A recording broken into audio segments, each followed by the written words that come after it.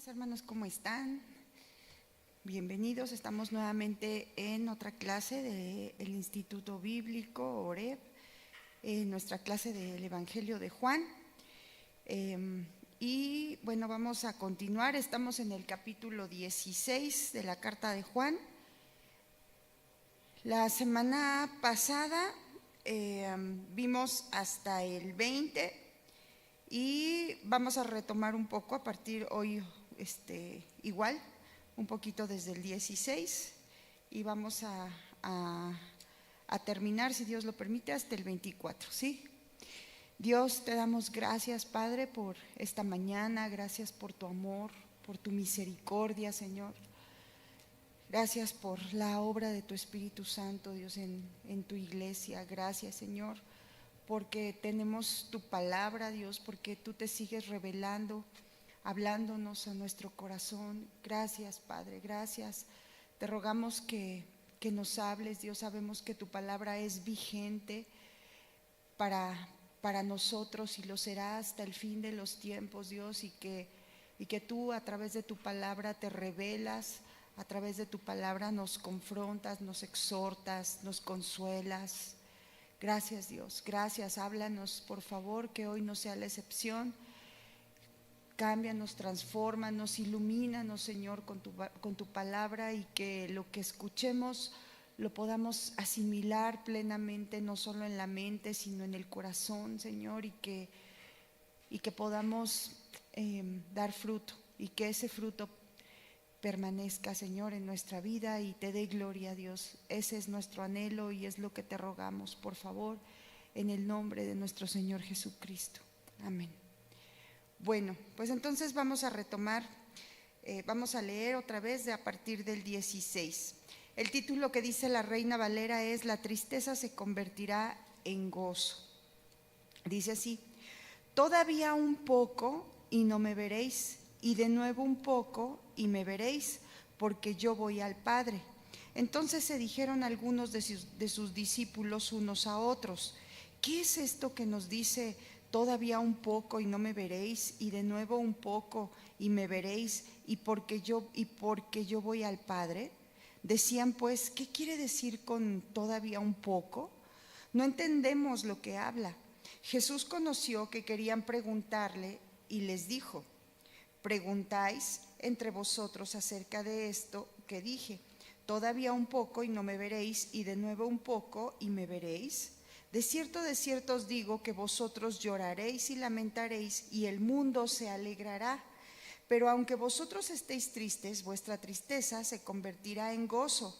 La mujer, cuando da a luz, tiene dolor porque ha llegado su hora, pero después que ha dado a luz un niño, ya no se acuerda de la angustia por el gozo de que haya nacido un hombre en el mundo.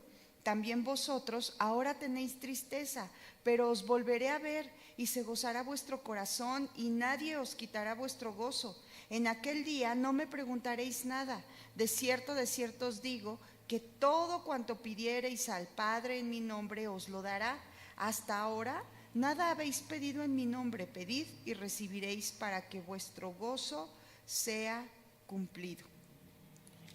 Y bueno, aquí como veíamos, recuerden que ellos ya se habían ido de lo que es el aposento alto, ¿no? Ellos ya, el Señor Jesús ya les había dicho vámonos, y entonces van caminando, y aquí el Señor Jesús les sigue hablando. Recuerden que el Señor los está preparando, ¿no? Les está dando una serie de instrucciones, los está animando, les está previniendo de lo que está a punto de acontecer, les está diciendo, pues revelando lo que van a vivir y lo que ellos cómo van a reaccionar, ¿no? Él se los está diciendo y los está pues animando, ¿no?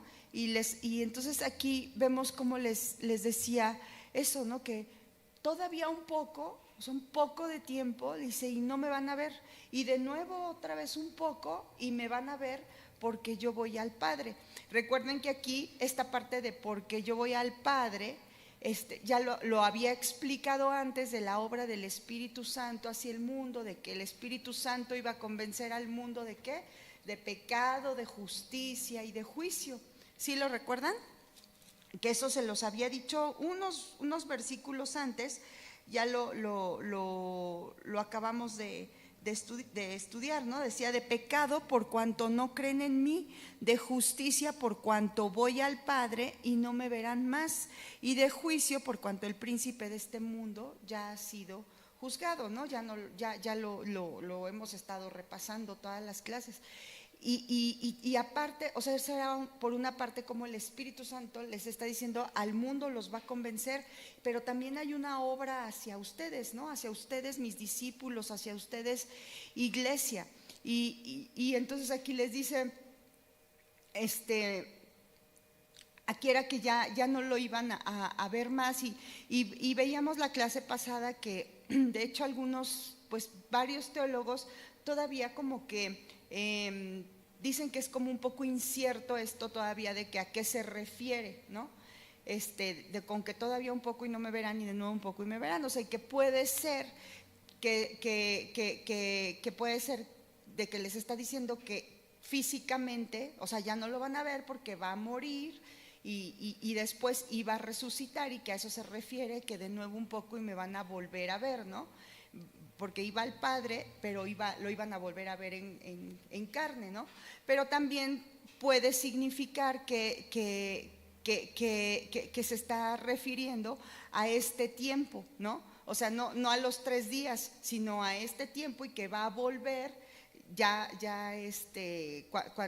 cuando ya vuelva al final de los tiempos, y entonces ya lo vamos a volver a ver, ¿no? Y que ese un poco, pues para él, pues que es para el Señor un poco de tiempo. El Señor está fuera del cronos, ¿no? Del día y la noche, lo que para nosotros son los días. Él está fuera del tiempo, ¿sí?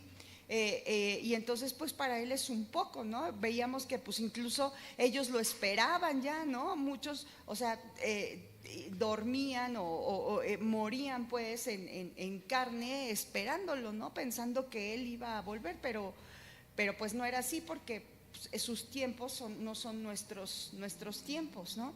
O bien otros dicen que puede referirse a que igual ya iba a ser crucificado, iba al Padre, y cuando al referirse que de nuevo un poco y me verán, entonces también puede ser que ya iba a estar cerca el Pentecostés, la venida del Espíritu Santo, y a través del Espíritu Santo pues él es igual, es Dios mismo, ¿no? En nosotros. Entonces cualquiera de esas, pero lo más acertado pues es que se refiere precisamente a que estamos a su segunda venida, ¿no? A que él ya no iba a estar presente, y que o sea, a nuestra era, ¿no? Y que va a volver ya en su segunda venida. Entonces eso es lo que veíamos la clase anterior. Y les dice también, entonces se dijeron algunos de sus discípulos unos a otros: ¿qué es esto? Que dice, ellos se preguntaban todavía, ¿no?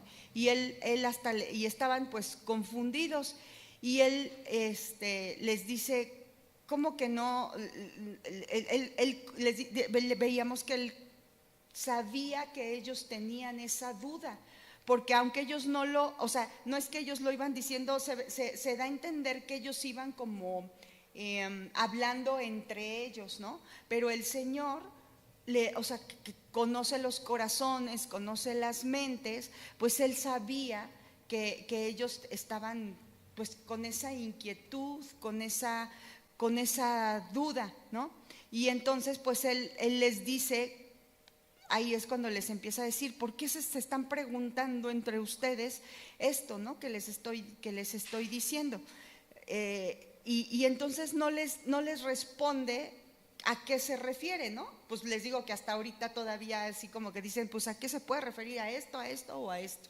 No les responde así, pero les sigue hablando, como el Señor Jesús es así, ¿no? O sea, y les empieza a dar, a responderles como a qué se refiere con esto de todavía un poco, ¿no?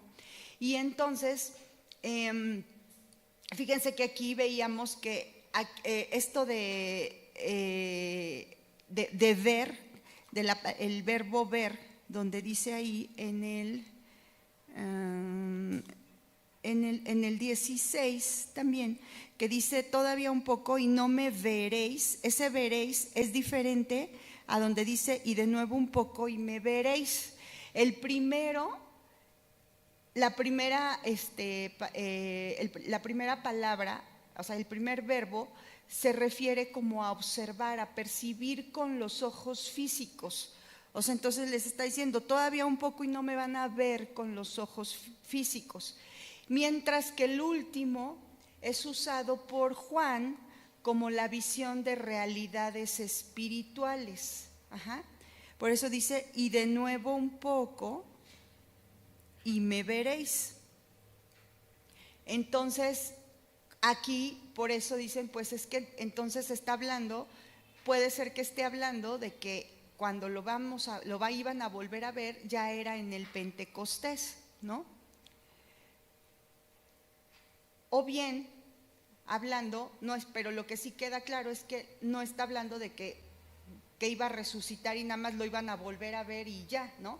O sea, no estaba hablando de algo temporal, sino ya les estaba revelando lo que iba a venir, ¿no? Más allá de nada más ese momento, pues, ¿no? De la resurrección física. Entonces, después les dice que, o sea, es que les está más bien diciendo que del acto de que cuando Él vuelva, o sea, y a partir de su resurrección y de su glorificación, como lo vamos a ver más en el siguiente, como les sigue hablando, les está diciendo como que está poniendo la base de que la tristeza que iba a venir, o sea, porque les está diciendo va a haber tristeza, eso es un hecho y ya lo vimos, ¿no? Se va a convertir en gozo, ¿sí? Entonces, les dice en el 20, de cierto os aseguro, aquí veíamos igual que o sea, les está diciendo, de cierto, cuando él emplea de cierto, en la escritura es porque les quiere reafirmar, ¿no? Les está diciendo, a ver, esto va a pasar, se va a cumplir, y todavía les dice, de cierto os aseguro. O sea, no les está diciendo puede ser que acontezca, sino le está confirmando, va a pasar. ¿Y qué es lo que le está diciendo que va a pasar? Dice, que vosotros lloraréis y os lamentaréis, y el mundo se alegrará. Pero aunque vosotros estéis tristes, vuestra tristeza se convertirá en gozo. Aquí entonces Él les está diciendo, va a pasar, el mundo se va a alegrar. Igual aquí, en ese momento el mundo se iba a alegrar, los judíos se iban a alegrar. ¿Por qué? Porque lo iban a crucificar, porque para ellos el Señor Jesús era un malhechor, ¿no? Y para ellos, y conforme a la ley, o sea, si era un malhechor, tenía que morir. Entonces, pues era para ellos el motivo de alegría, ¿no? Entonces dice, ustedes van a estar tristes, ustedes van a llorar y se van a lamentar, pero el mundo va a estar alegre, ¿no? Y luego les dice, pero aunque ustedes estén tristes, su tristeza después se va a convertir en gozo. Entonces aquí, esto les está diciendo, esto va a ser solamente por un tiempo breve, su tristeza se va a convertir en gozo. Y así, o sea, en ese momento para los discípulos así pasó, ¿no? O sea, estuvieron llorando, pero después todos desconsolados, el maestro o sea, ellos vieron lo que estaba aconteciendo, imagínense, ¿no? O sea, el momento de ver que lo crucificaban y que inmediatamente se empezó a cumplir, pues que los empezaron a cuestionar, ¿no? Y a perseguir, y que iba a venir una persecución terrible, ¿no? Que de hecho vivieron una persecución terrible. Pero entonces, no solamente está hablando, y después pues resucitó, ¿no? Y no solamente está hablando de ese momento, sino incluso pues para los discípulos, para nosotros hoy en día, de todas las edades, de todos los tiempos, igual. O sea, veíamos la clase pasada que para el mundo piensa que, o sea, ahorita ¿cómo está el mundo? Pues el mundo está en esa parte de alegrarse, ¿no? de alegrarse en su manera de vivir, en el pecado, de que aparentemente no pasa nada, ¿no? El Señor Jesús aún no ha regresado para el mundo, ¿no? O sea, ellos están en ese, pues en esa manera de vivir desenfrenada, en egoísmo, ensimismado, sin considerar a Dios, ¿sí? Aunque está la obra del Espíritu Santo en el mundo, redarguyendo en la misericordia de Dios, de pecado, de justicia y de juicio para los que han de ser salvos, ¿no? Pero el mundo está así. ¿Y cómo está?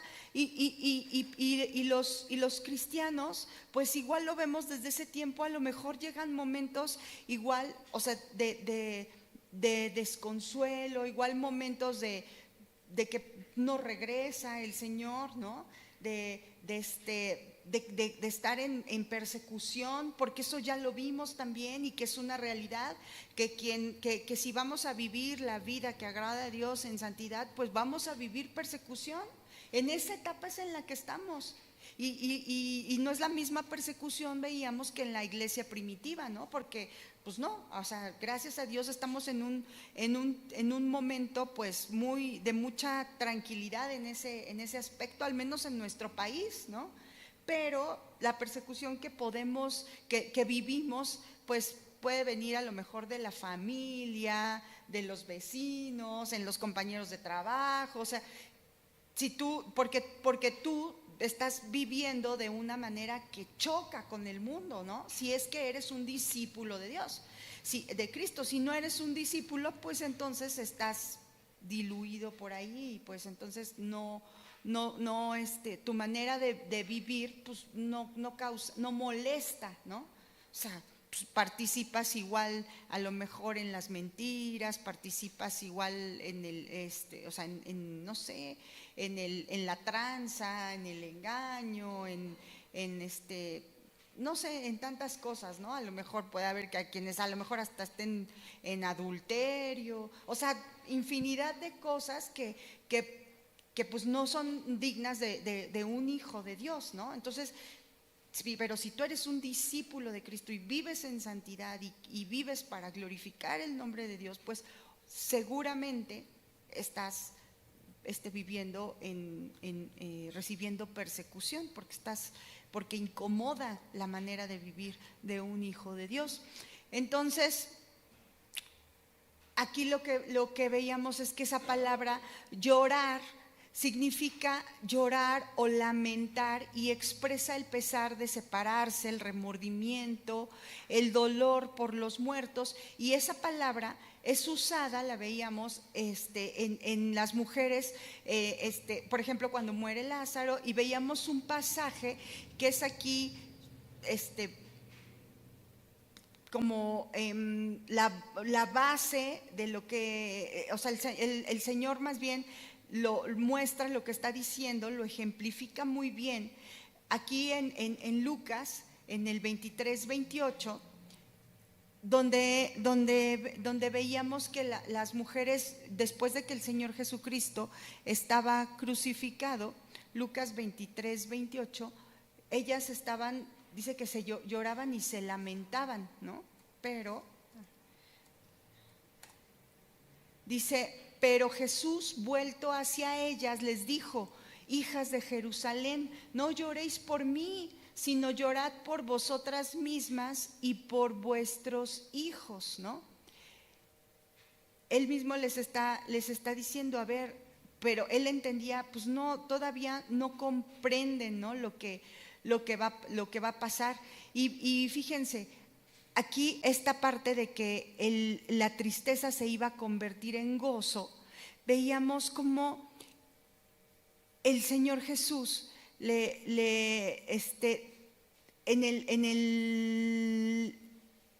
más adelante, en Lucas 24:50, Lucas 24, ya 50, ya cuando el Señor Jesús ya había resucitado, ya se lo habían encontrado en el camino de Maús, estaban ellos, justo se estaba cumpliendo esa parte de que estaban en lloro y estaban en lamento, estaban ya turbados, ya no estaba físicamente.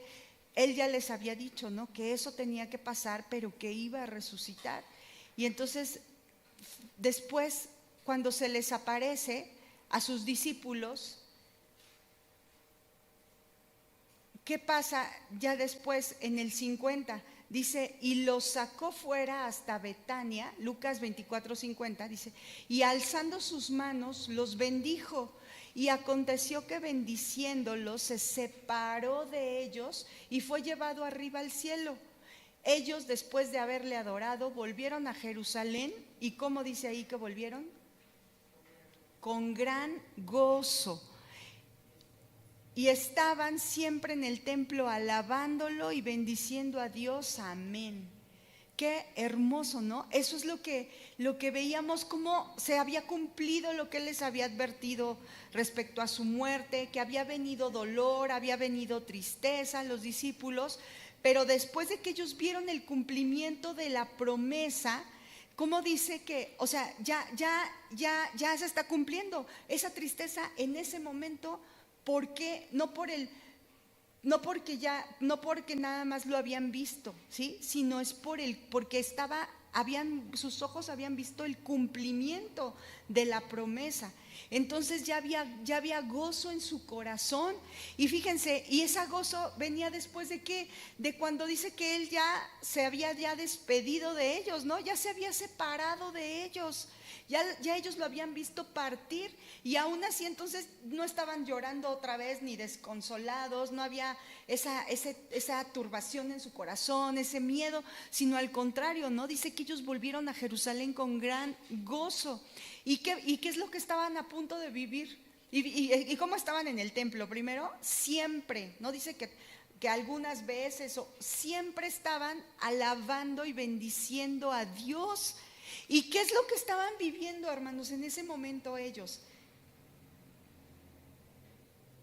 ¿Tranquilidad? Aquí, justo después de la muerte del Señor, estaban en plena persecución. O sea, estaban ya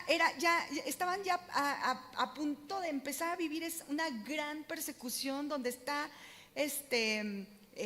¿cómo se llama? Documentado todo lo que ya estaban viviendo, ¿no?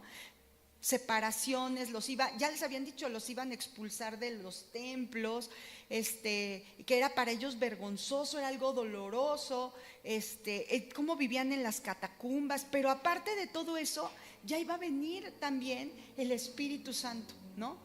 El Espíritu Santo, que ya habíamos visto entonces, pues el gran ayudador, el Paracletos, el que les iba a revelar, a iluminar lo que el Señor Jesús ya les había dicho, les iba a mostrar todas las cosas, les iba a dar esa fortaleza, y es lo que ya iba a venir. Esa es la parte que nos debemos como central y que debemos de estar meditando, que como...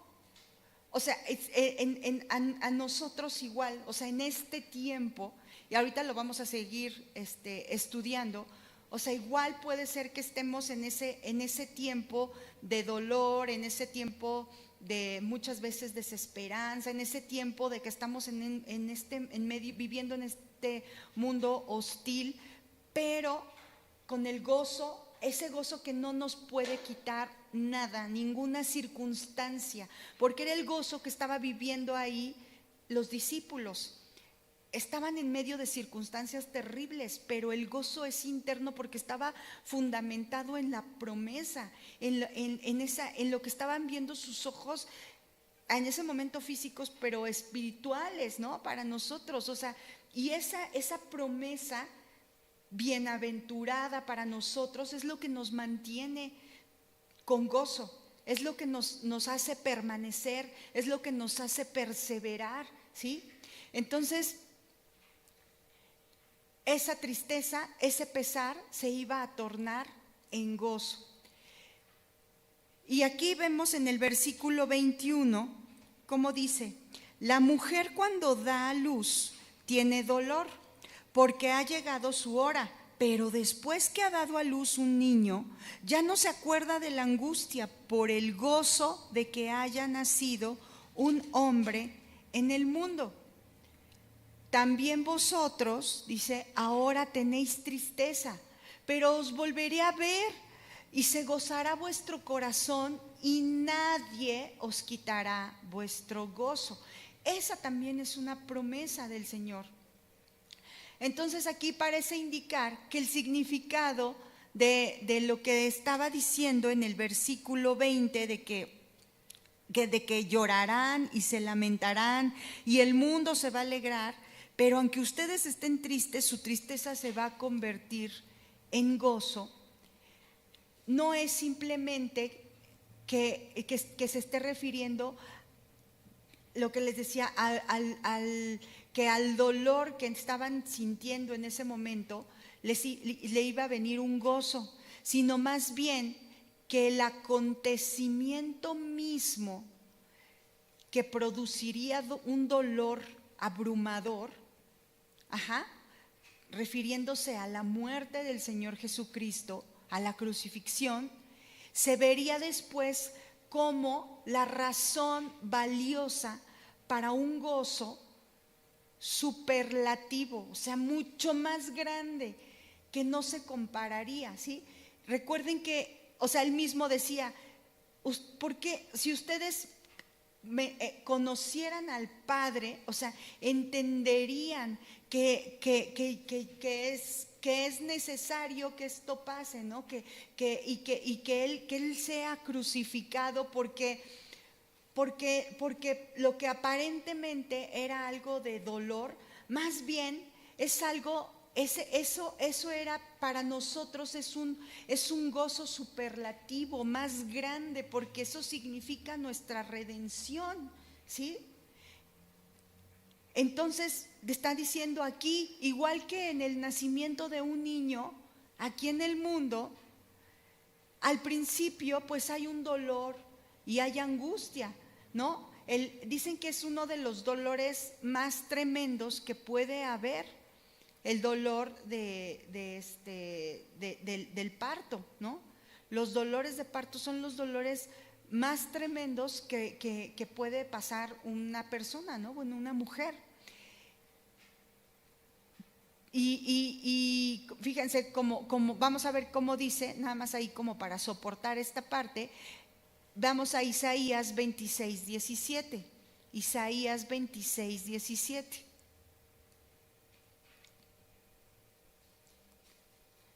Dice, como la mujer encinta, cuando se acerca el alumbramiento, gime y da gritos en sus dolores. Así hemos sido delante de ti, oh Jehová. Entonces aquí, o sea, está diciendo, sí, cuando una mujer da luz, pues gime y da gritos de dolores, ¿no? Entonces, ese mismo acontecimiento, después de un poco de tiempo, pues produce un gozo abundante de ver al niño, ¿no? Sí es un dolor tremendo, hablando de dar a luz, es un dolor tremendo, pero que en cuanto tienes a la criatura en tus manos, se borra.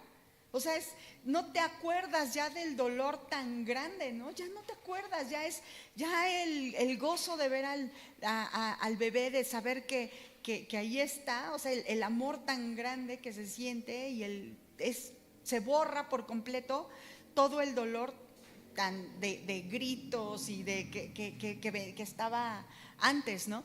Pues entonces es lo mismo. O sea, eso es lo que está aquí ilustrando, ¿no? Que produce después un gozo abundante. Así también entonces este acontecimiento, la muerte de Cristo, al principio iba a ser que a los discípulos iban a llorar y se iban a lamentar, porque iban a presenciar ellos mismos la muerte del Señor Jesucristo.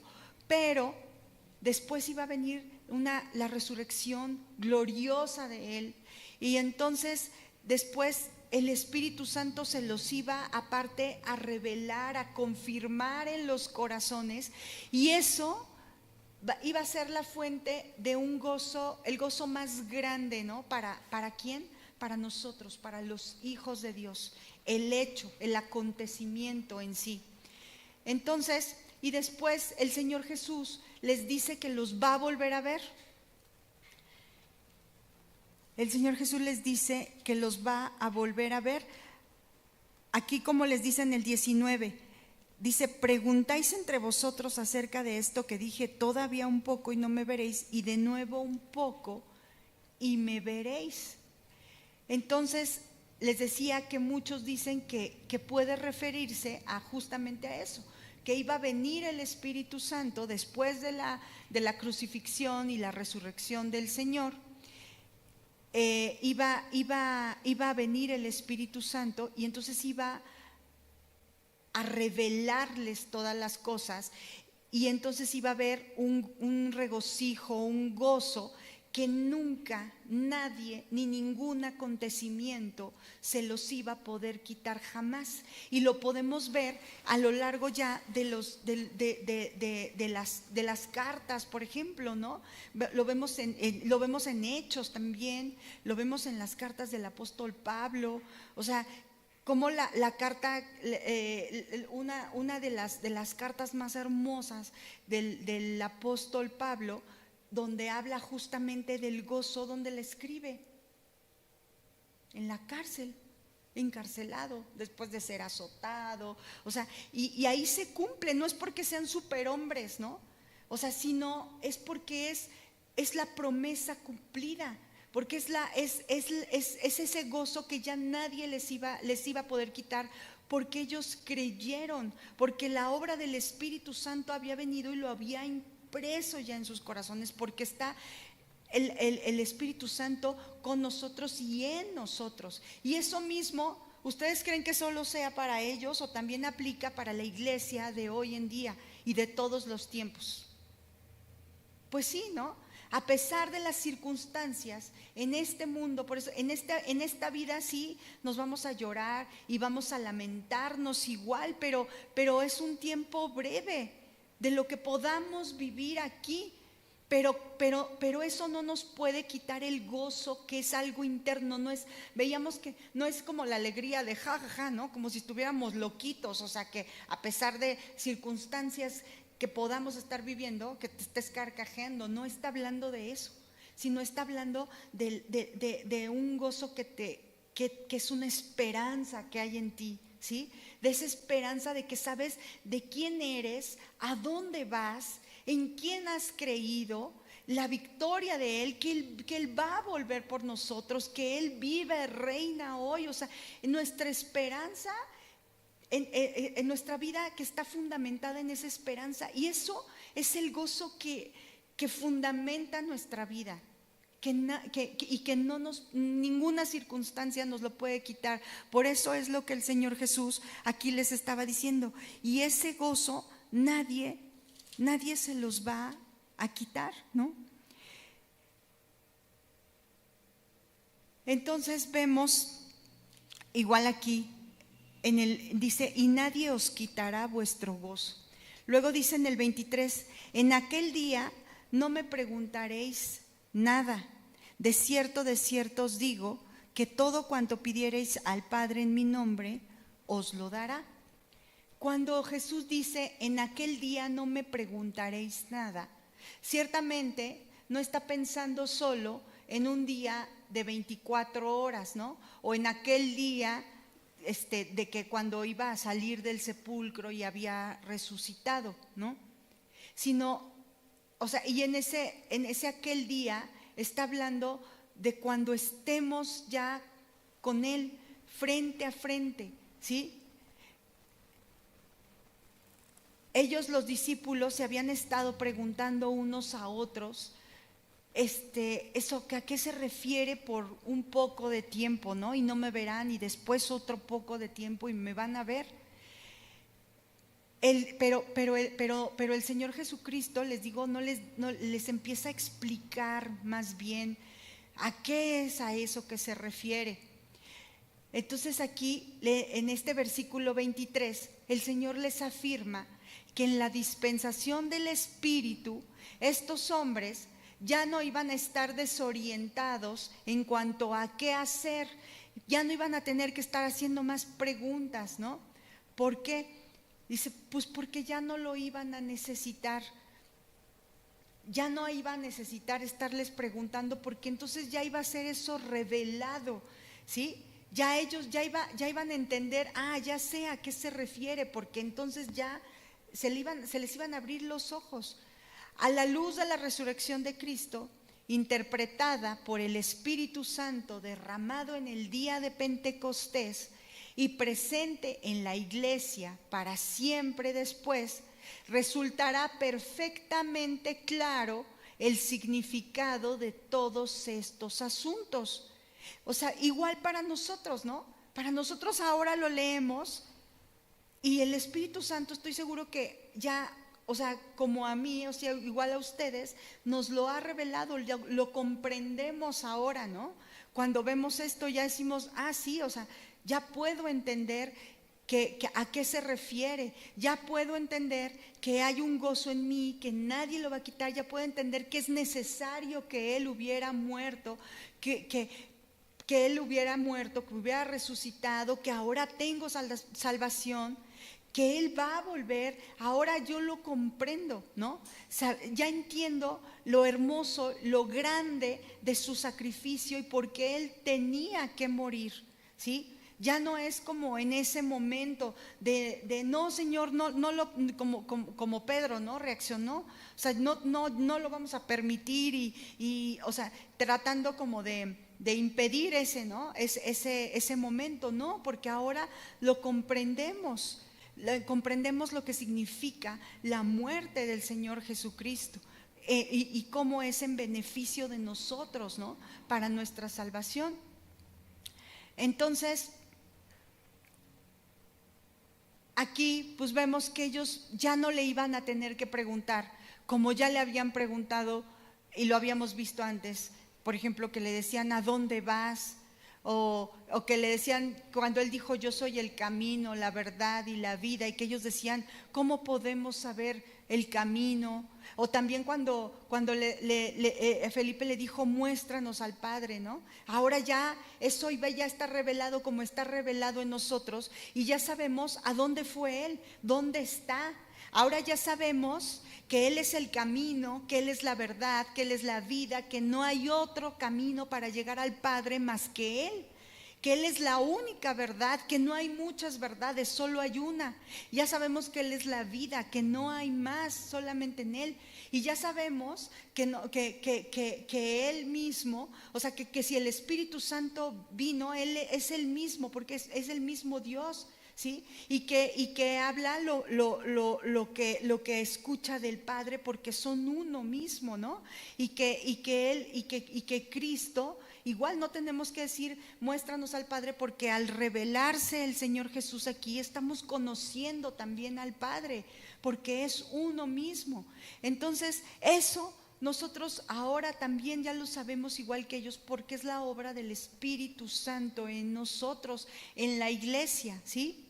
Entonces, en ese mismo sentido, igual ellos, en esa dispensación del Espíritu, los discípulos también iban a recibir esa respuesta a esas peticiones que le iban a elevar al Padre en sus oraciones. Por eso el Señor Jesús les dice, les aseguro, aquí otra vez vuelve a hablar diciendo algo así certero, ¿no? No dice a lo mejor, les dice les aseguro que todo, igual ahí todo cuanto pidiereis al Padre, os lo dará en mi nombre. Entonces aquí, fíjense, estas palabras ya las habíamos visto. Si quieren vamos, por ejemplo, en Juan 14:13. Juan 14:13. Igual aquí ya les había dicho lo mismo. El Señor dice, y todo lo que pidiereis al Padre en mi nombre, lo haré para que el Padre sea glorificado en el Hijo. Si algo pidiereis en mi nombre, yo lo haré. ¿Sí? Ahora Juan 15:7, un poco más adelantito. Juan 15:7 dice, si permanecéis en mí y mis palabras permanecen en vosotros, pedid todo lo que queréis y os será hecho. ¿Sí?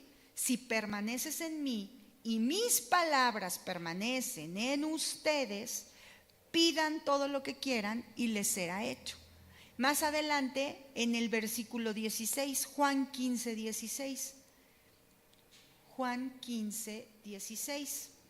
Dice: no me elegisteis vosotros a mí, sino que yo os elegí a vosotros y os he puesto para que vayáis y llevéis fruto y vuestro fruto permanezca, para que todo lo que pidiereis al Padre en mi nombre, Él os lo dé. Aquí fíjense igual, ¿no?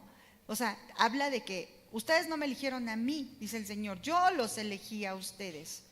Y a ustedes los he puesto, ¿para qué? Para que vayan, dice, al mundo y lleven fruto. ¿Cuál fruto? La obra del Espíritu Santo en sus vidas, ¿no? O sea, está hablando de hijos de Dios, o sea, ya nacidos de nuevo, que viven la palabra de Dios, ¿sí? O sea, que viven en santidad, que llevan fruto. Y que ese fruto no es nada más que de un día, sino es un fruto que permanece a lo largo del camino del discípulo.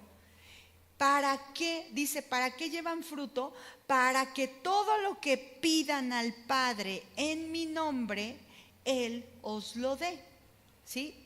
Aquí un comentarista, Hendriksen, dice: ahora aprendemos que no solo el pedir se hace en el nombre de Cristo, sino también el dar. El Padre dará de acuerdo con toda su revelación redentora que se centra en el Hijo y sobre la base de su amor por el Hijo y del sacrificio de éste. O sea, la unión de los creyentes con Cristo tiene dos resultados prácticos. Por una parte, los amigos de Jesús, o sea, los hijos de Dios, los discípulos de Cristo, son perseguidos a causa de Él. Eso lo vimos en el 15:21. Y por la otra también son bendecidos en nombre de Él. ¿Sí? Pero entonces, recuerden esto como premisa, ¿no? Lo que ya hemos estado viendo. Y lo vamos ahorita a ver más, esto de en el nombre de Cristo, ¿no? Para empezar, está hablándole ¿a quién? A los hijos de Dios.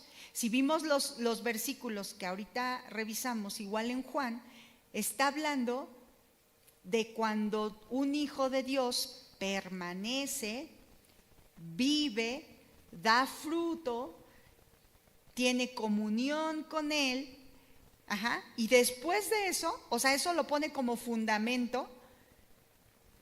Las palabras de Él permanecen, dice, en ellos, dan fruto.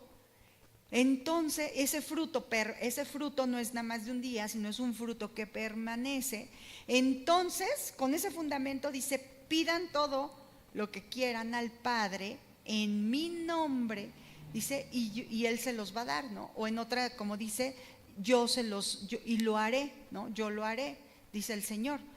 Entonces, en este sentido, en el versículo 24 de Juan 16, que dice: hasta ahora nada habéis pedido en mi nombre, pedid y recibiréis, para que vuestro gozo sea cumplido.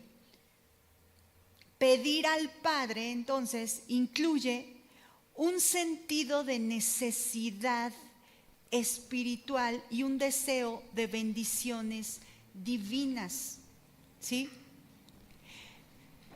Fíjense cómo dice aquí, dice, o sea, y aquí dice que se lo vamos a pedir al Padre en el entendido de que son cuestiones, o sea, es un hijo de Dios que da fruto, que está cimentado en Él, que permanece en Él. Por lo tanto, lo que le está pidiendo al Padre son bendiciones espirituales, ¿sí?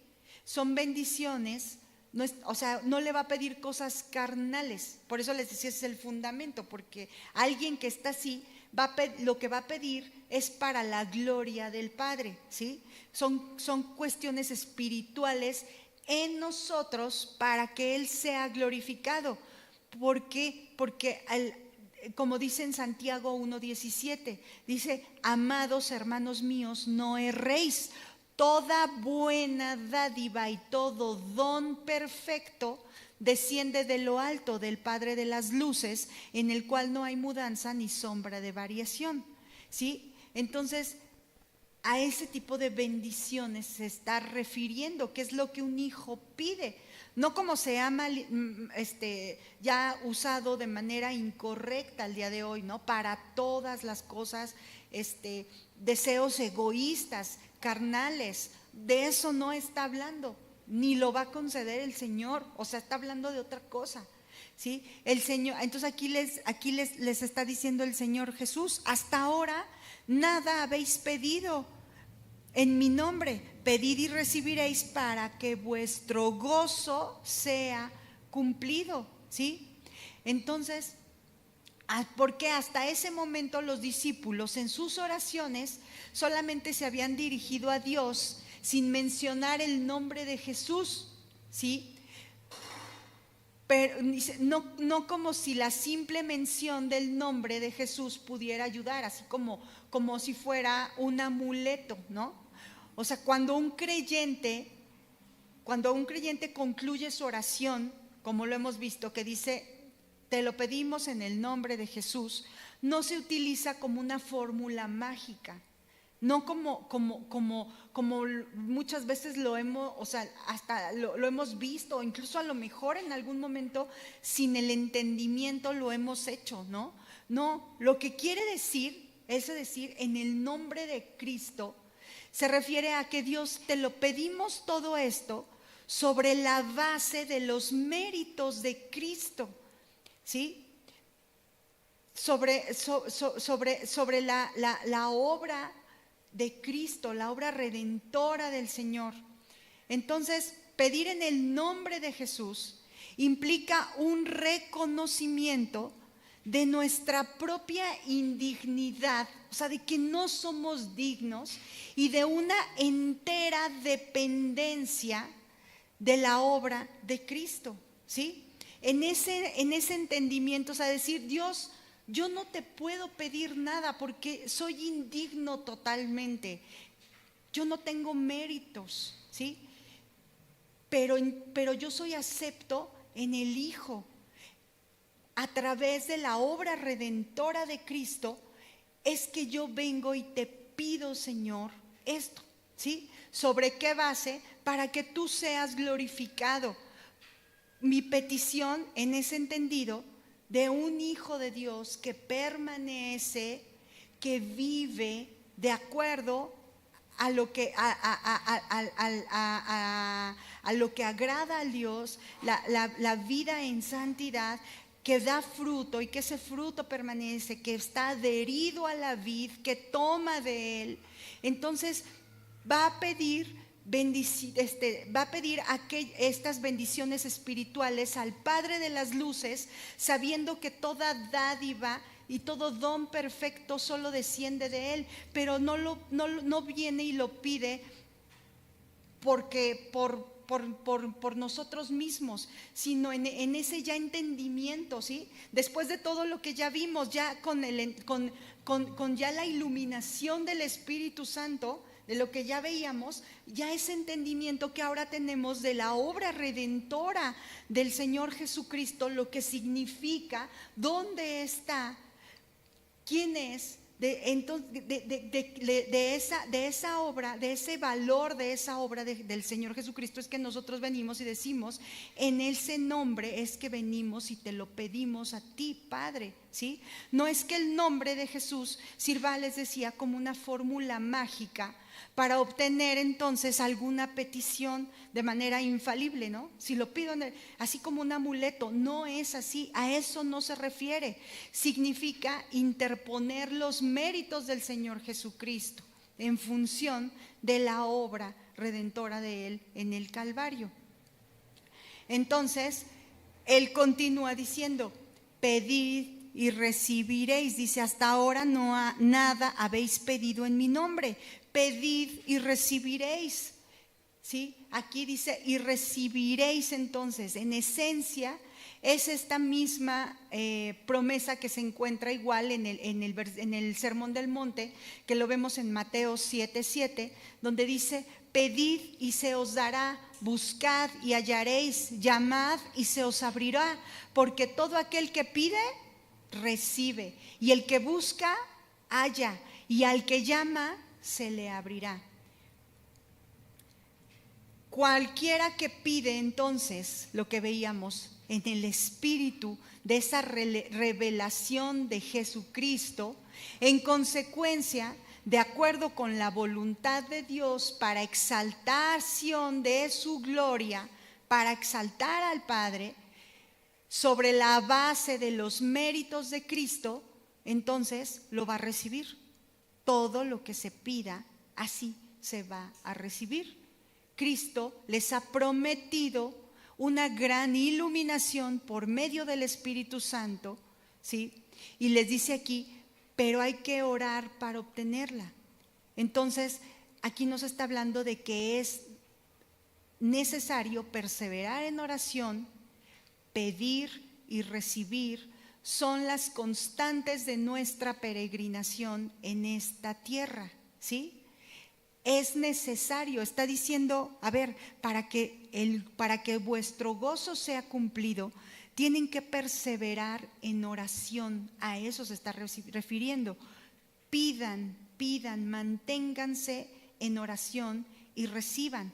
Sobre esa base de que del entendimiento de la obra redentora del Señor Jesucristo, y nosotros como discípulos perseverando, adheridos a la vid, permaneciendo, los versículos que ya vimos como fundamento de levantar nuestras oraciones a Él, ¿sí? Entonces aquí dice, ¿para qué? Ya finalmente, pues para que vuestro gozo sea cumplido o sea completo, ¿sí? Ese es el propósito que aquí el Señor les está diciendo a los discípulos. Ese gozo, esa paz que es el fruto de la respuesta del Señor Jesucristo, ¿sí? En esa paz en nuestro corazón. Entonces nos está hablando nos está dando esas claves para perseverar en la vida cristiana, viviendo entonces, permaneciendo en Él, constantes en la oración, pidiendo de la manera correcta, ¿sí? Con una vida correcta en Él. Ahora que ya tenemos la revelación del Espíritu Santo que nos ha dado a nuestro corazón de esos hechos, ¿sí? De la obra redentora del Señor Jesucristo. ¿Sí, hermanos? Bueno, pues aquí lo vamos a dejar. Si Dios lo permite, la siguiente enseñanza vamos a comenzar con el versículo 25 hasta el 33, a ver si lo podemos terminar, y el subtítulo que dice en la Reina Valera es Yo he vencido al mundo, ¿sí? Pues gracias Dios te damos por esta enseñanza, y Señor, te rogamos por favor que sigas hablando a nuestro corazón, Señor, que sigas manifestando, revelándonos, Dios, todo esto que tú nos has estado hablando, para que se haga verdaderamente una verdad en nosotros, podamos vivirla, Señor, comprenderla, vivirla, y que tu gozo, Señor, en verdad esté en nuestro corazón y sea cumplido, Dios, y que te glorifiquemos, Dios, a través de nuestra vida. Eso es lo que más anhelamos. Ayúdanos, por favor, Señor, te lo rogamos en el nombre de nuestro Señor Jesucristo. En ese entendimiento, Dios, te lo pedimos. Amén. Dios les bendiga, hermanos.